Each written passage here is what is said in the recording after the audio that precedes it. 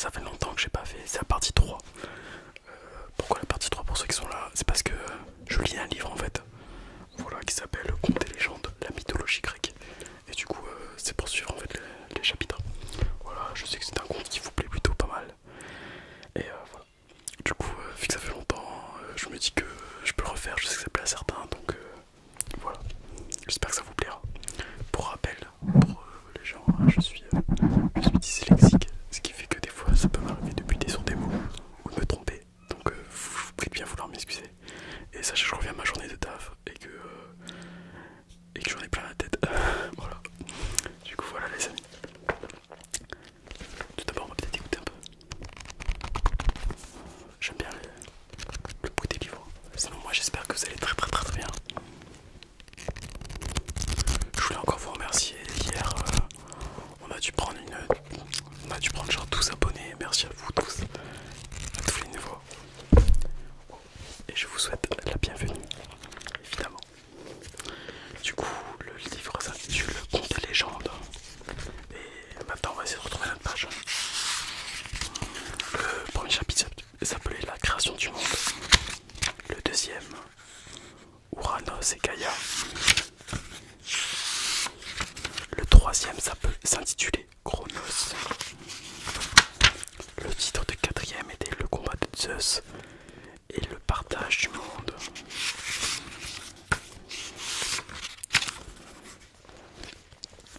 Le cinquième était Poséidon. Et nous sommes arrivés au septième chapitre qui s'intitule Le dernier combat. Du coup vous êtes prêts les amis? Je pense qu'on va commencer.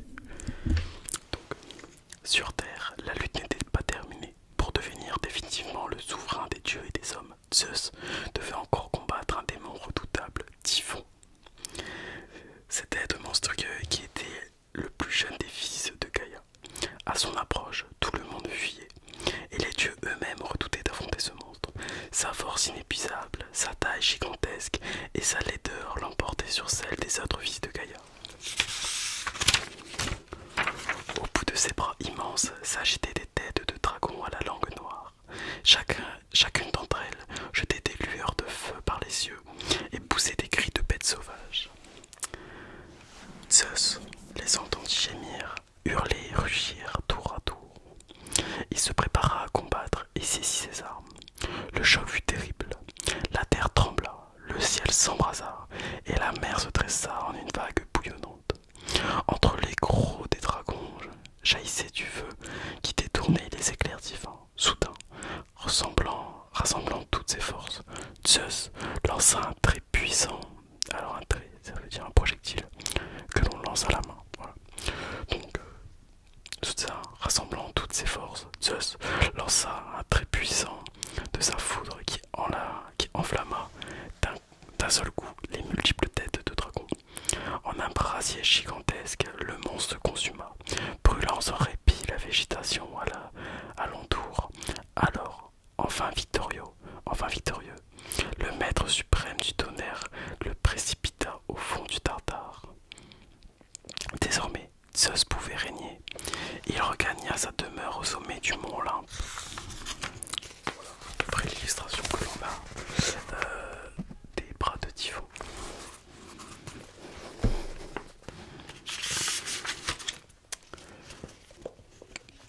Donc la dernière phrase c'était ouais, non, c'est bon. Dissimulé par d'épais nuages, le palais souverain des cieux s'y dressait, majestueux.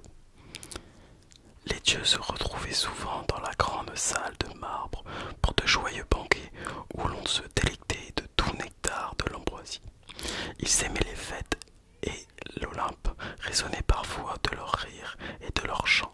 Assis sur un trône d'or et d'ivoire, Zeus dominait les dieux et le monde d'en bas. Avec sa foudre, il pouvait bouleverser le ciel et, d'un mouvement de tête, ébranler la terre. On craignait sa puissance, mais on respectait sa justice. Cette victoire marqua le début d'une ère nouvelle où naquirent les mortels. Ceux du temps de Chronos, eux, étaient différents. Mortels, du coup il y a une petite note, on dit. C'est ainsi qu'on appelle les hommes par opposition aux dieux qui, eux, sont immortels. Chapitre 7.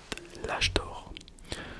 Cronos n'était pas seulement un dieu violent et jaloux de son pouvoir, il présidait à une race d'hommes auxquels les dieux avaient donné son existence, douce et paisible, semblable à la leur. Comme eux, il ne vieillissait pas et ne connaissait ni la fatigue ni la douleur. Pour se nourrir, il n'avait pas besoin de travailler, car la terre produisait toute l'année, sans être cultivée, des fruits en abondance. Sans effort donc, il cueillait dans les buissons des baies sucrées. Il leur suffisait de se baisser pour ramasser des fraises savoureuses que la nature leur offrait. Les vêtements leur étaient inutiles, car ils ne connaissaient qu'une saison, le printemps. Cette vie tranquille était rythmée par des fêtes où s'épanouissaient des relations d'amitié et de bienveillance mutuelle. On appelait cette époque l'âge d'or, car elle tenait de l'or sa pureté, sa richesse et son éternité. Cette trace finit pourtant par s'éteindre et une autre lui succéda. Excusez-moi les amis. J'espère que vous m'entendez bien. Chapitre 8. Prométhée et les premiers hommes. Les dieux créèrent ensuite les êtres vivants, en les façonnant avec de la terre glaise. Sans s'en rendre compte, ils avantagèrent les animaux aux dépens des hommes. Les premiers, en effet, reçurent des qualités physiques qui leur permettaient de s'adapter parfaitement au milieu naturel. Les uns, comme les ours, obtinrent la force, d'autres, plus petits comme les oiseaux, eurent des ailes pour s'enfuir. Le partage paraissait équitable et les qualités s'équilibrèrent entre les diverses espèces. L'une d'elles, cependant, avait été oubliée. L'espèce humaine. Avec leur seule peau, les hommes ne pouvaient supporter le froid, et leurs bras nus n'étaient pas assez robustes pour combattre les bêtes sauvages. Ainsi, la race humaine était menacée de disparition. À ce spectacle, Prométhée, le fils du titan Japet, se prit de pitié pour les faibles mortels. Il savait que leur intelligence leur permettrait de se fabriquer des armes et de se construire des abris, s'ils en avaient les moyens. Mais pour cela, il leur manquait un élément essentiel. Le feu. Grâce à lui, ils pourraient durcir les pointes de leurs lances afin de les rendre plus résistantes et de se réchauffer dans leur foyer. Or, les dieux conservaient jalousement la précieuse flamme. Prométhée dut se faufiler discrètement dans la forge d'Héphaïstos, le dieu du feu, pour dérober la lueur qu'il apporta chez les hommes en la dissimulant dans le creux d'une racine. Le vol ne fut pas long. Ce vol ne fut pas longtemps ignoré de Zeus. Dès qu'il aperçut l'éclat d'une femme chez le mortel, le puissant souverain laissa éclater sa couleur. Il fit aussitôt le serment de se venger des hommes et de leur bienfaiteur Prométhée. Répondant à une ruse par une autre, il lui dit de fabriquer une créature d'un charme irrésistible qui causerait le malheur des humains. Ainsi conçut-il avec de l'argile la première femme, je vous mens pas, c'est ce qu'il appela Pandora. Il bénéficia de l'aide d'Héphaïstos, qui la barra des bijoux les plus délicats, et de celle d'Athéna, qui la vêtut d'un léger voile retenu, à la taille par une ceinture artistement ouvragée. Quand elle fut prête, Zeus l'envoya chez Épistémée, le propre frère de Prométhée. Il connaissait sa naïveté et son imprudence, ne pouvant résister à l'attrait d'une si belle personne. Épiméthée oublia que son frère l'avait mis en garde contre les présents de Zeus. Il l'accueillit dans sa maison et l'y installa. Pandora va apporter avec elle une boîte qu'elle ne devait ouvrir sous aucun prétexte, la boîte de Pandore. Zeus lui avait expressément recommandé en la lui tenant. C'était encore une ruse, car il savait bien que la jeune femme essaierait d'en connaître un jour le contenu. Poussée par la curiosité, elle finit par ouvrir le coffret. Aussitôt, un vent de malheur en sortit précipitamment. Effrayée, Pandora vit passer le visage gris grimaçant de la cruauté et le sourire malin de la tromperie. Elle entendit hurler les plaintes des miséreux et des souffrants. D'autres malheurs commencèrent ainsi à se répandre dans le vaste monde. Quand elle découvrit sa tragique erreur, Pandora referma rapidement le couvercle.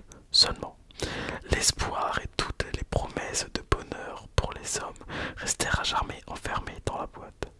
Rien n'était dû au hasard, et la première étape de la redoutable vengeance de Zeus venait de se réaliser.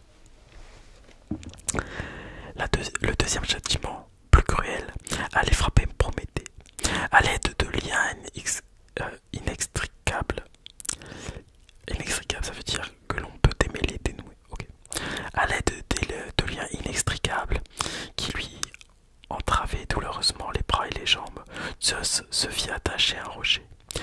Ainsi exposé sans pouvoir de se défendre, Prométhée subissait chaque jour les assauts d'un aigle qui venait le dévorer le foie.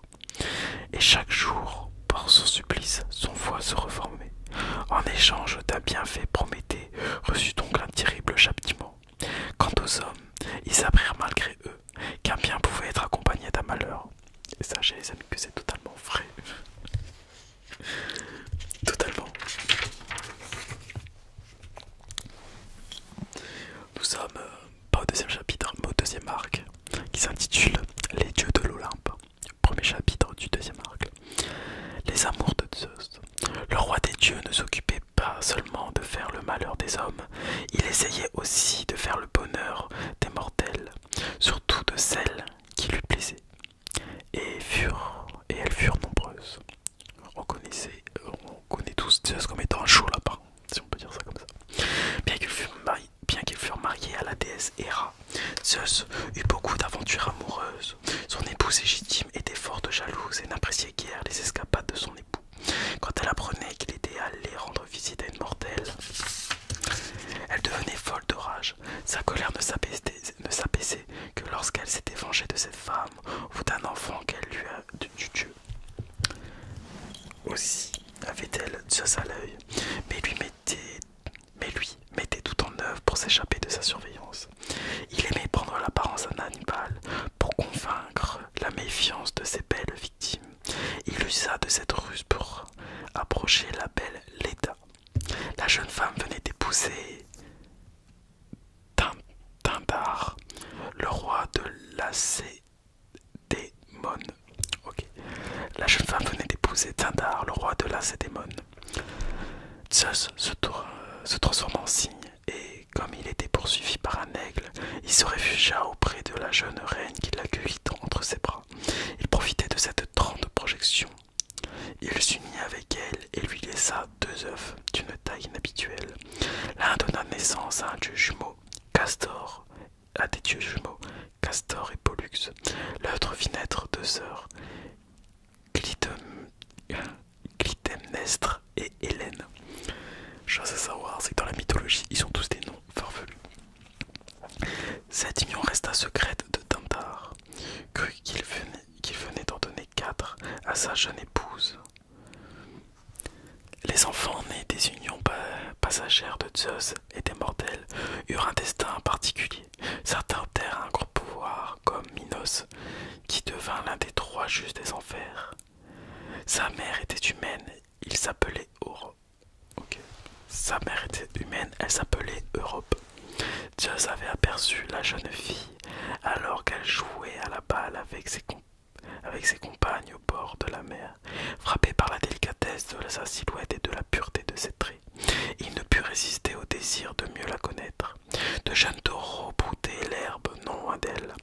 Il se mêla au troupeau sous la forme d'un taureau plus beau encore que les autres, remarquable par la blancheur de son pelage et la vigueur de ses muscles. Europe fut touchée par la splendeur de l'animal et la douceur de son regard. Nullement effrayée par sa taille, elle s'en approcha, le caressa longuement et, confiante, s'assit sur son dos.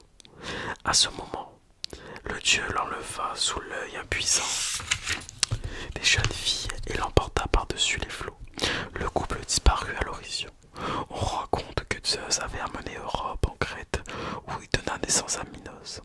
Quand il était sur terre, Zeus ne se montrait jamais sous la forme divine. Une fois seulement, il manqua séduit Sélémé, la fille de Cadmos, roi des Thèbes. La jeune femme ne le rencontrait que la nuit et ne connaissait donc pas l'apparence de son amant. Elle savait que c'était un dieu. Zeus le lui avait chuchoté plus d'une fois. De son côté, Héra, jalouse de voir son époux divin de nouveau épris d'une mortelle, tendit un piège à sa rivale. Elle vint trouver Sémélé sous le trait d'une vieille femme. Demande-lui, mon enfant, comme gage d'amour, de se montrer tel qu'il est dans les cieux, aux côtés de son épouse. Tu seras certaine ainsi de ne pas avoir été abusée par un charlatan. Ces propos firent naître le doute dans le cœur de la jeune femme.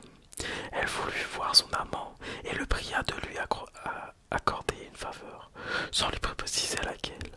Le dieu acquiesça, mais quand il connut l'objet de sa requête, il était trop tard, il avait donné sa parole. Il essaya alors de décourager la jeune femme, enfin. Puis, il tentait de la persuader, plus insistait. Plus il tentait de la persuader, plus elle insistait. Contraint de s'exécuter, il se releva dans sa toute puissance, resplendissant d'éclairs. Or, ni les cieux, ni le corps d'une mortelle n'étaient capables de supporter l'éclat d'une lumière si vive, et la malheureuse n'eut que le temps de l'apercevoir avant de périr aussitôt foudroyée. Zeus s'empressa d'arracher un enfant qu'elle portait dans son sein. Le bébé, qui n'était qu'au 6e mois, était à peine formé. Pour mener la gestation à son terme, son père ouvrit au creux de sa cuisse une poche dans laquelle il plaça l'enfant. Puis la ferma à l'aide d'agrafes en or.